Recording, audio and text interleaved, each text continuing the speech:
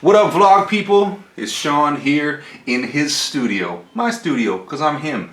Check this out. Just got a huge box sent to me full of copies of this poster. I'm trying not to have it reflect in the camera. But this, ginormous, I have I didn't count them, but I'm going to guess I have 50 copies of this Deadpool poster.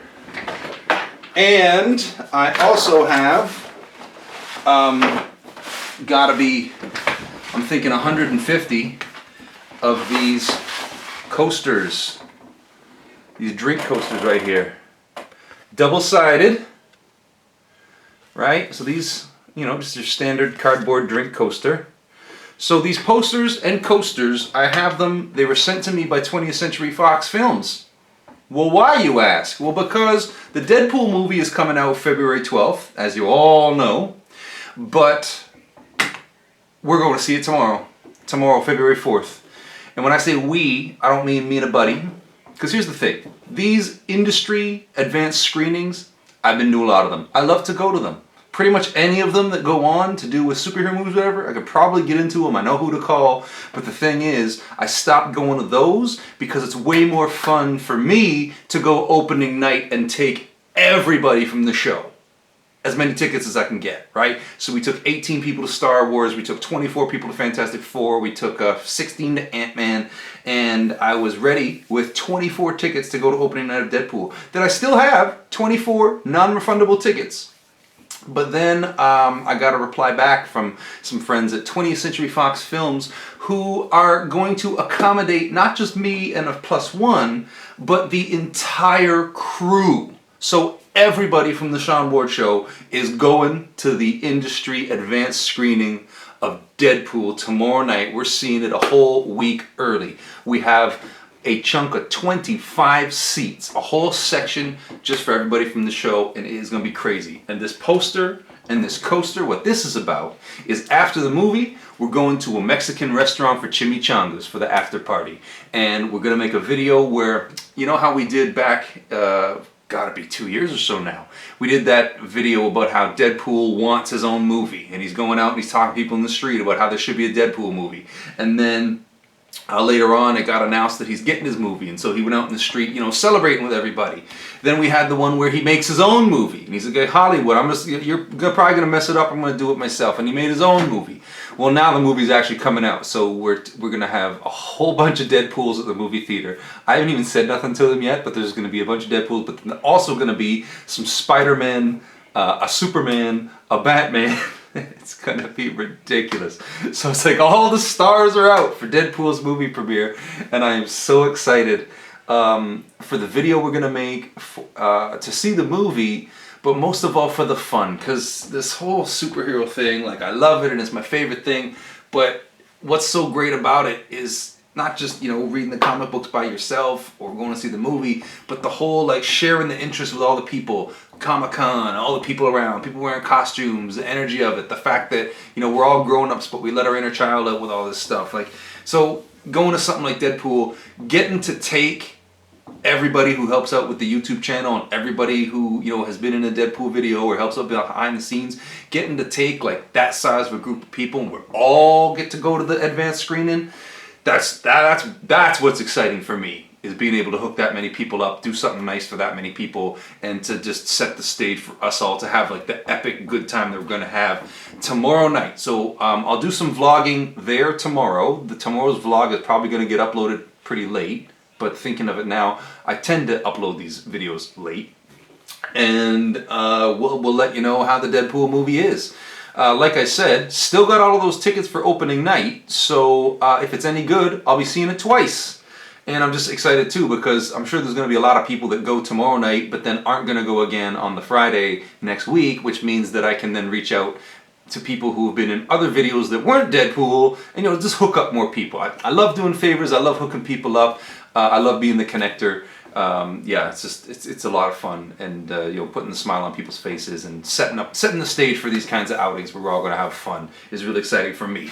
Also, it's Wednesday, and that means I took a trip down to my comic book store. Now you'll notice that I don't do a comic book store haul video every single week, But I am going to do a comic book haul video today because I always do the haul video from the comic book store when it's been a big week and something really cool came out. And it tends to be, I don't know why they do this, but all of the awesome Spider-Man comics tend to all come out in the same week. I guess they know that, like, if the fan is at the comic book store and he sees a Spider-Man comic and he's getting it, then it's nothing for him to just go, oh, I'll get that one and that one too. I figure. Anyways, 3 different comic books, but 7 comic books. Why? Well, because I collect these goddamn variant covers.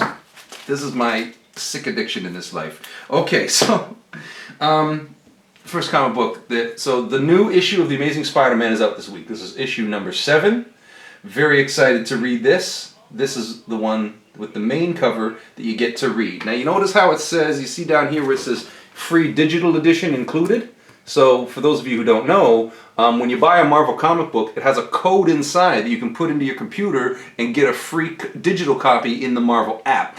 So this will likely never come out of this package because I do all of my comics reading in the app. Love reading comics in the app. It is so good. And also because you get to take your whole reading collection. I know people who are comics fans and they go on vacation with like a whole second suitcase full of graphic novels. Forget it. You hook yourself up with an iPad mini and you could literally take every comic book you've ever wanted to read on vacation with you. That's what I do. So anyways, The Amazing Spider-Man number 7. Then you have this variant cover that looks like it might be, oh, it's Frank Cho. Look at that. So this is a Frank Cho variant cover for The Amazing Spider-Man number 7. Absolutely gorgeous. If that was like a poster, like an art print, I would probably want to put it up. It's that good. Yeah, it's wonderful.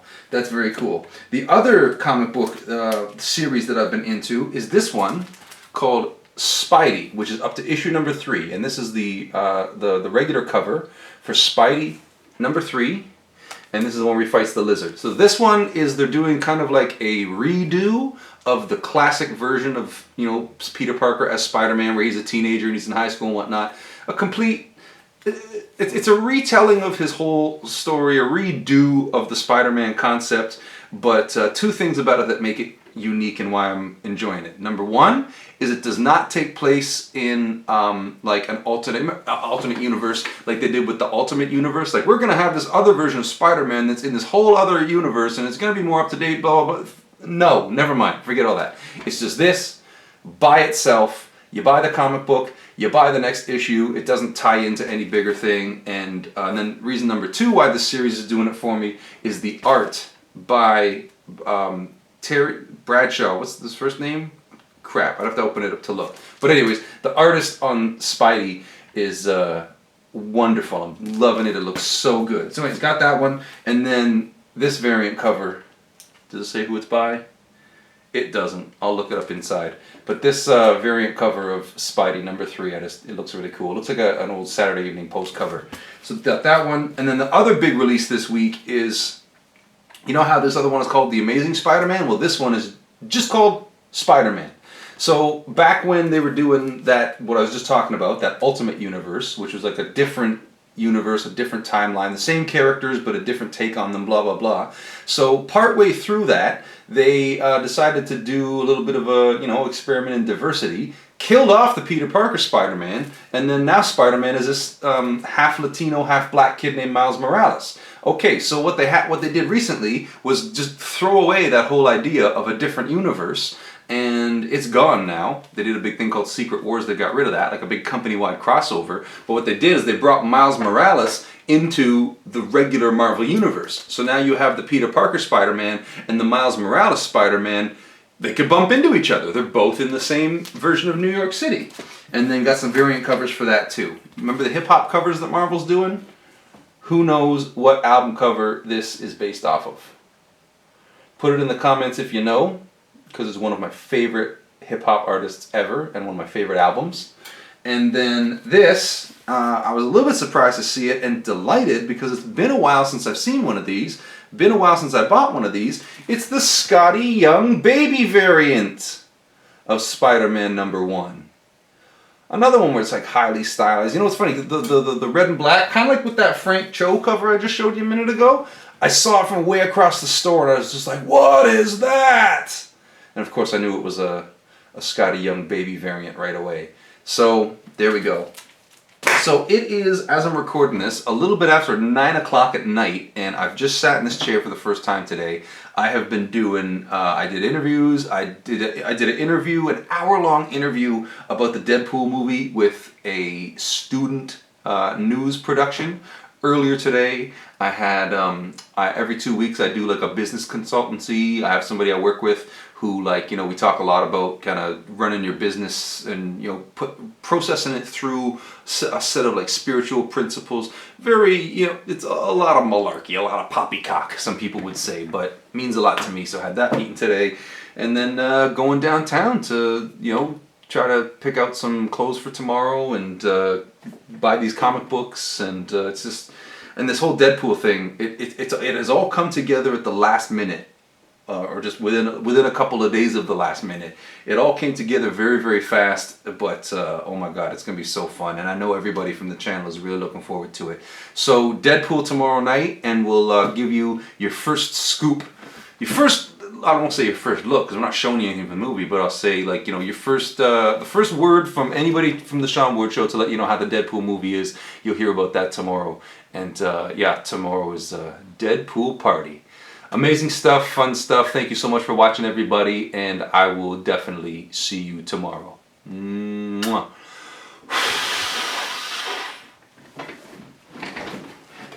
Oh, by the way, check out this shirt. I just got this at the Disney store. What up?